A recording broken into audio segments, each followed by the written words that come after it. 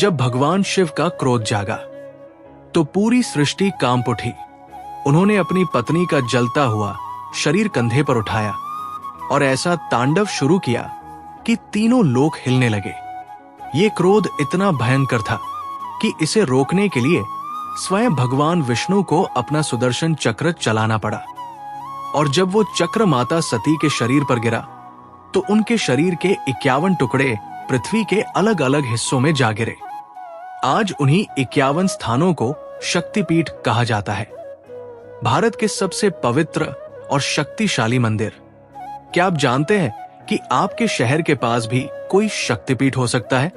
आज हम आपको बताएंगे ये पूरी हृदय विदारक कथा, माता सती के आत्मदाह से लेकर शिव जी के तांडव तक और उन 51 शक्तिपीठों के रहस्य तक, जो आज भी करोड़ों लोगों की आस्था का केंद्र है। पूरा वीडियो जरूर देखें, क्योंकि आखिर में हम बताएंगे कि इनमें से कौन सा शक्तिपीठ सबसे रहस्यमयी माना जाता है। नमस्कार दोस्तों, स्वागत है आपका हमारे चैनल पर। अगर आप ऐसी ही रहस्यमयी और सच्ची पौराणिक कथाएं सुनना चाहते हैं तो चैनल को अभी सब्सक्राइब कर लीजिए और बेल आइकन जरूर दबाएं। चलिए अब शुरू करते हैं इस हृदय विदारक कथा को। माता सती राजा दक्ष प्रजापति की पुत्री थी। बचपन से ही वो भगवान शिव की परम भक्त थी और उन्होंने मन ही मन ठान लिया था कि वो केवल भगवान शिव से ही विवाह करेंगी।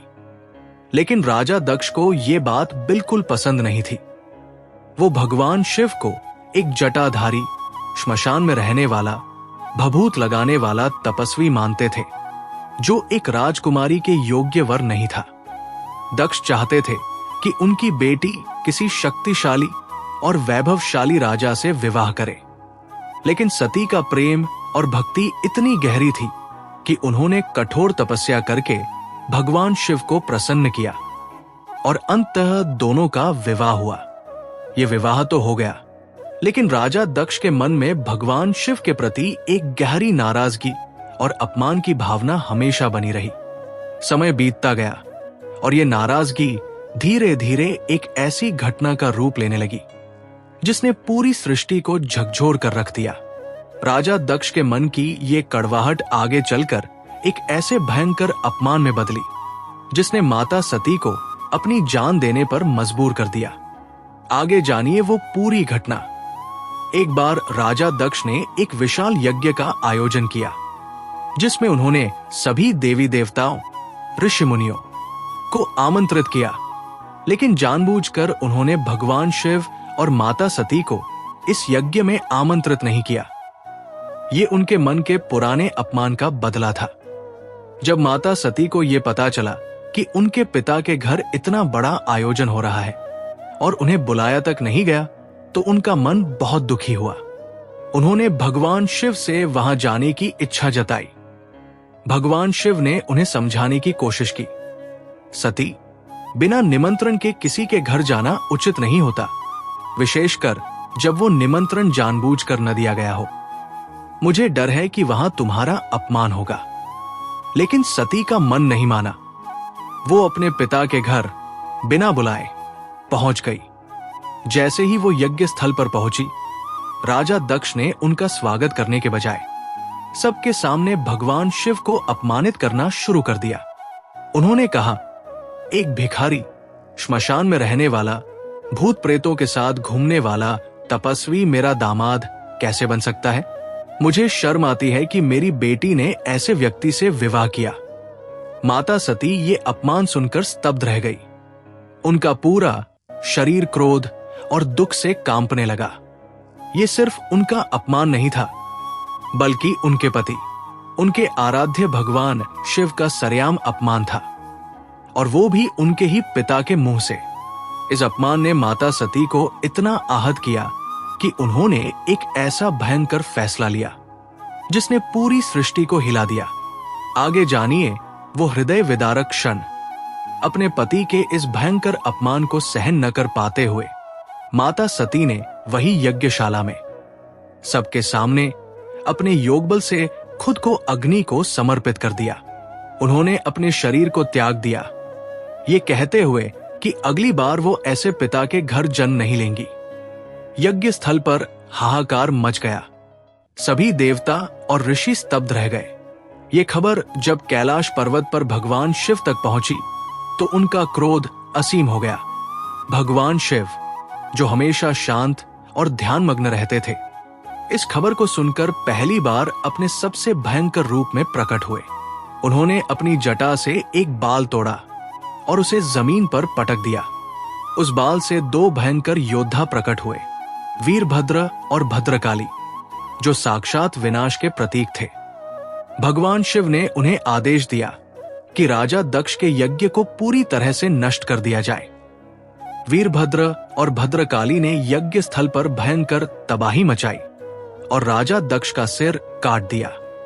लेकिन भगवान शिव का दुख और क्रोध यही शांत नहीं हुआ। वो स्वयं माता सती के जले हुए शरीर को अपने कंधे पर उठाकर पूरे ब्रह्मांड में तांडव नृत्य करने लगे। वो प्रलयकारी नृत्य, जो सृष्टि के विनाश का प्रतीक माना जाता है। भगवान शिव का ये तांडव इतना भयंकर था कि पूरी सृष्टि के अस्तित्व पर खतरा मंडराने लगा। इसे रोकने के लिए जो हुआ वो इस कथा का सबसे चमत्कारी हिस्सा है। जैसे जैसे भगवान शिव का तांडव बढ़ता गया, पूरे ब्रह्मांड में हाहाकार मचने लगा। पर्वत हिलने लगे, समुद्र उफनने लगे और तीनों लोकों में प्रलय का खतरा मंडराने लगा। सभी देवता भयभीत होकर भगवान विष्णु के पास पहुंचे और प्रार्थना करने लगे, प्रभु, अगर ये तांडव नहीं रुका तो पूरी सृष्टि नष्ट हो जाएगी। कृपया कुछ कीजिए। भगवान विष्णु ने समझा कि जब तक माता सती का शरीर भगवान शिव के साथ है, तब तक उनका शोक और क्रोध शांत नहीं होगा। उन्होंने अपने सुदर्शन चक्र का प्रयोग किया और माता सती के शरीर को काटना शुरू किया। जैसे जैसे भगवान शिव तांडव करते हुए आगे बढ़ते गए, माता सती के शरीर के अंग एक एक करके पृथ्वी के अलग अलग हिस्सों पर गिरते गए। कहा जाता है कि माता सती के शरीर के कुल 51 भाग पृथ्वी पर अलग अलग जगहों पर गिरे और जहां जहां ये अंग गिरे, वहां वहां एक शक्तिशाली शक्तिपीठ का निर्माण हुआ। जैसे ही माता सती का शरीर पूरी तरह से समाप्त हो गया, भगवान शिव का तांडव धीरे धीरे शांत होने लगा। वो गहरे शोक में डूबकर हिमालय की ओर चले गए, जहां उन्होंने वर्षों तक कठोर तपस्या की।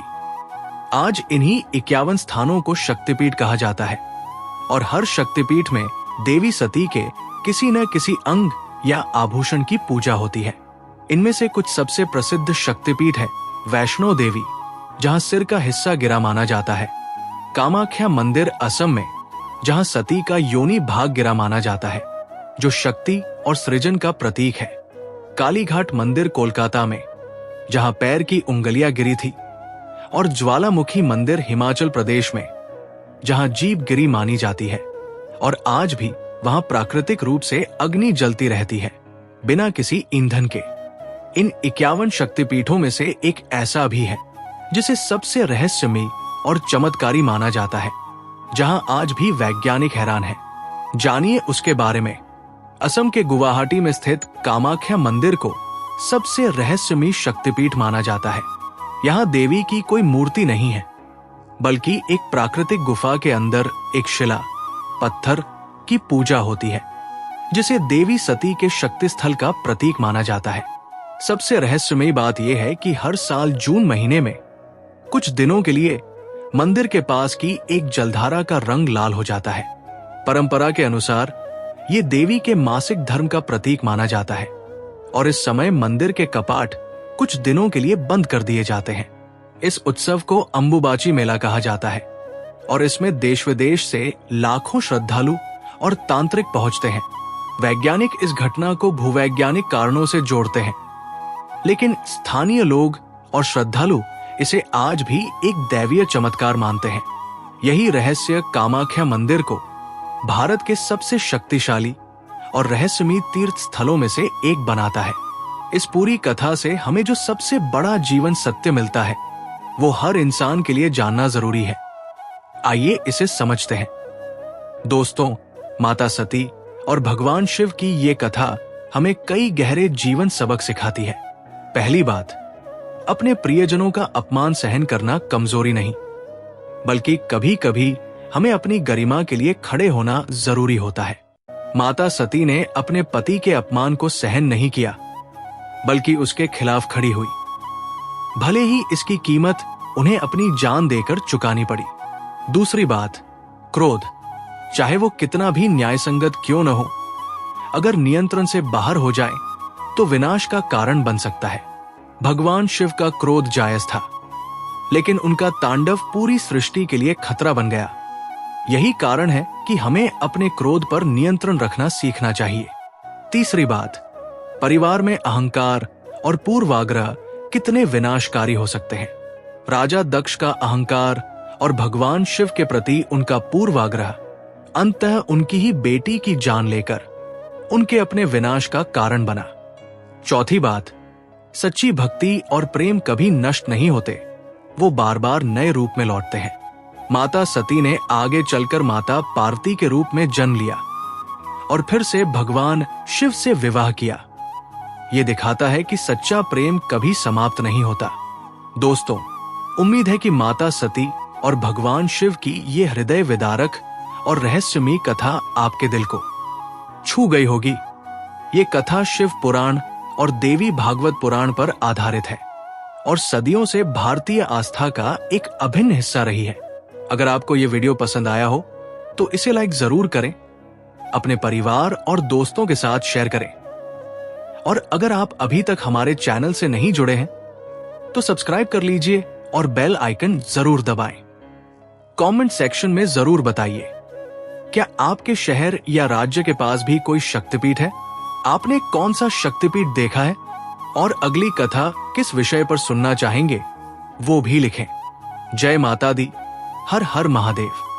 आज भी ये 51 शक्तिपीठ हमें याद दिलाते हैं कि प्रेम, त्याग और शक्ति की ये कथा सिर्फ एक पौराणिक घटना नहीं, बल्कि करोड़ों लोगों की आस्था और शक्ति का जीवंत प्रतीक है।